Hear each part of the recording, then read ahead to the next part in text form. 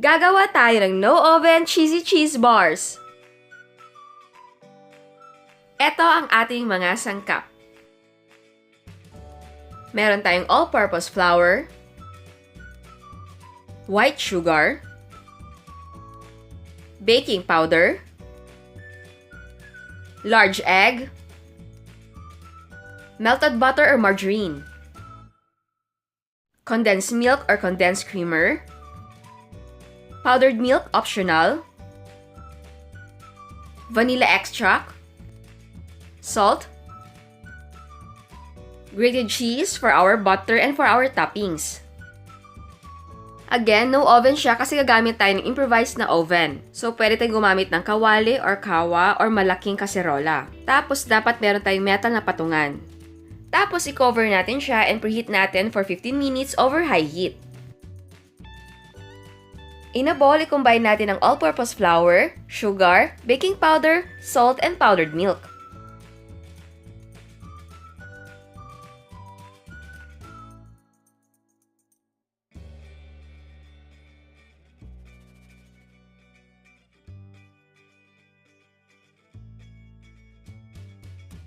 And mix well.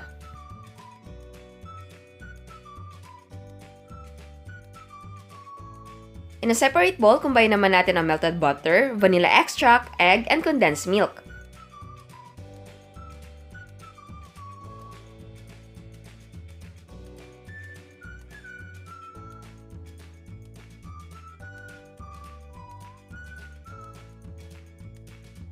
Tapos, haluin na mabuti.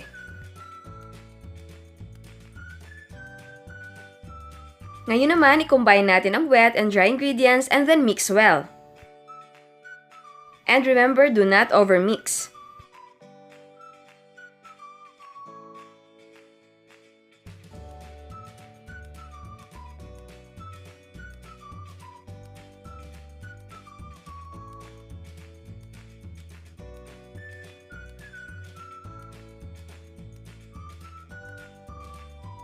Tapos, i-fold in natin ang 1 cup na grated cheese natin.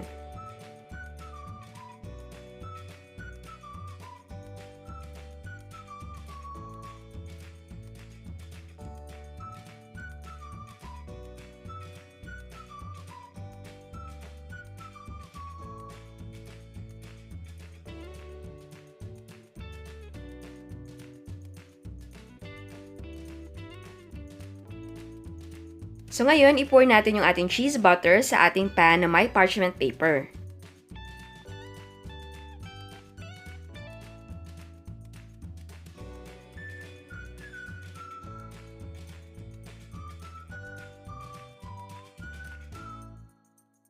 Tapos, pantayin na natin. And then, itap natin siya with another 1 cup grated cheese.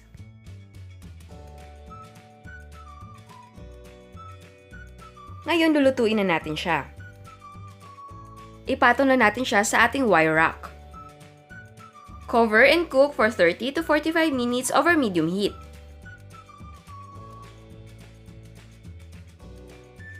After 45 minutes, do the toothpick check and if it comes out clean, it is cooked. Pero kapag basa pa, cook for another 5 minutes and check again. Ako, it took me 45 to 50 minutes kasi makapal siya.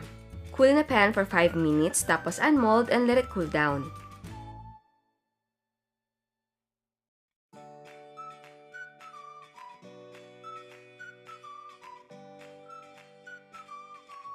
Ang gamit kong pan ay square na 8 by 7 inches. Maliit siya kaya makapal yung ating mga cheese bars. Kasi hindi nag-spread yung ating cheese butter. So mas maganda kung mas malaki ang gagamitin ninyo para yung cooking time madali lang. So ayan, slice na natin. Yung pag-slice ko ay hindi square or parang bar. Sinadya ko siya para marami yung slices kasi pamimigay ko. But yes, pwede siyang i-slice na square.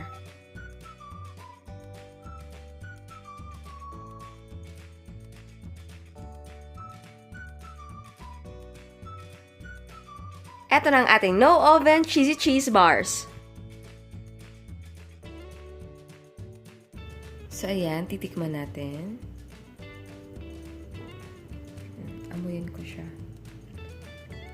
Ang bango. Alam mo yung parang cheesy na, parang milky. Bango. Cheesy. Sarap. Wait.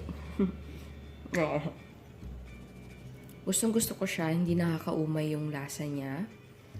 And bagay siya kung gusto niyo mag-tea or coffee. Yeah. Hindi ako mahilig sa coffee, pero yung gusto kong coffee, parang mas marami yung gatas kaysa coffee. Yun ang gusto ko. Ang sarap niya. Sarap. Hindi siya moist, pero hindi siya matigas. Teka. Ayan, teka. Ayan. Hindi siya moist, pero hindi siya matigas, ha.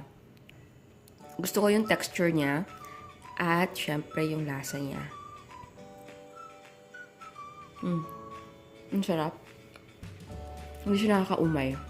Sarap talaga. Hindi siya ganun katamis. Tapos, cheesy. Alam mo yung kinakain mo, cheesy talaga. Kasi, hindi talaga tinitipid. Hindi siya, hindi tinipid sa cheese. Sarap. May isa pa ako. Yan.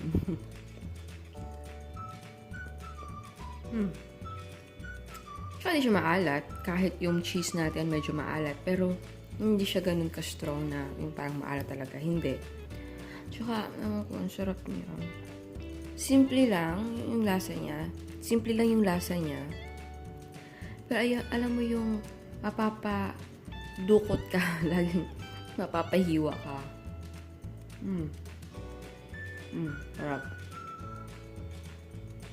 Kung ayaw nyo na ganito yung slice niya, pwede yung gawin yung parang bar, yung square. Ako kasi ganito yung slice na ginawa ko para marami. Para marami tayong mabibigyan. Yum. Sarap. At eto ang mga prices ng ating mga ingredients.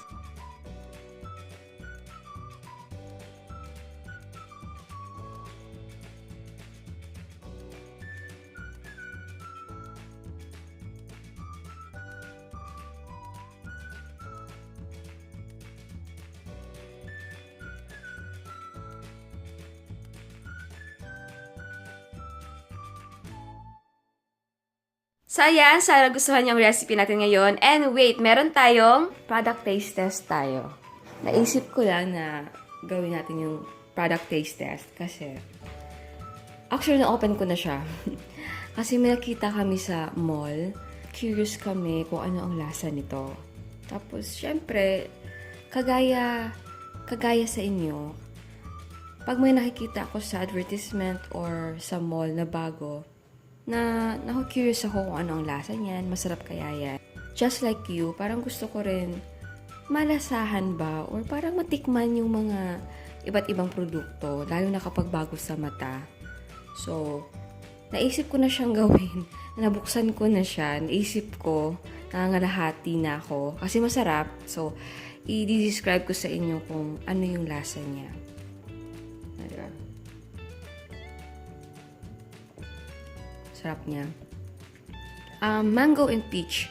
Talaga yung lasa niya. Alam mo yung nag-aagaw yung yung lasa niya. Nag-aagaw yung lasa ng mango and peach. Gustong-gusto ko siya, kaya nga, nangalahati na ako nung naisipan kong, mag-product test na kaya tayo para, alam mo, kasi yung iba pumupunta sa mall, nakikita to. Syempre, you're wondering ano kayong lasa niyan, pero parang nagdadalawang isip kayo, bilihin kasi syempre, pera yun, parang hindi nyo magustuhan.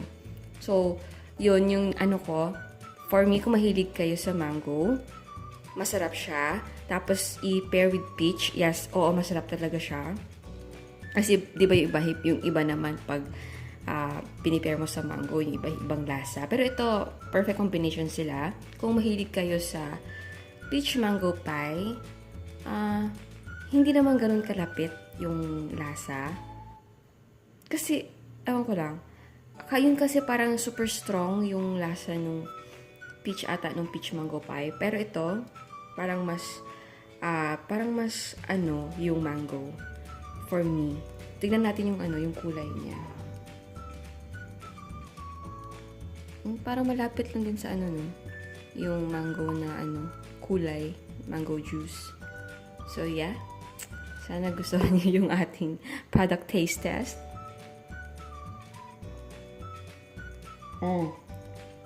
Ang sarap.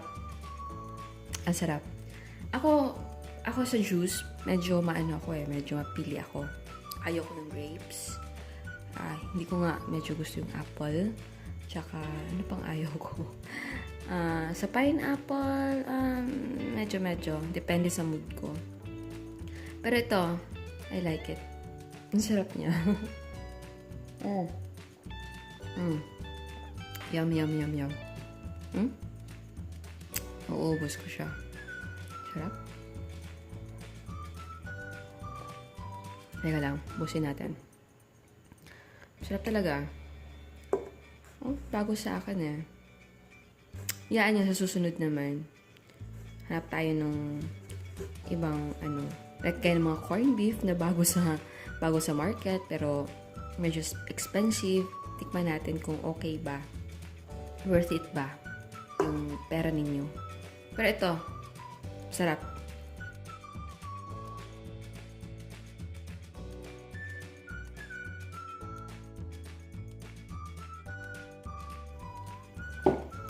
Yan. Yum. And syempre, masarap siya kapag malamig. Hindi ko gusto yung mga juice na hindi malamig. Masarap kung malamig talaga yung juice. And if you will ask me if I will buy again or purchase this product again, yes. Oo, bibili pa rin ako. Yes na yes talaga. Thank you for watching. Please subscribe to our YouTube channel, like our Facebook page, and follow us on Instagram. Thank you!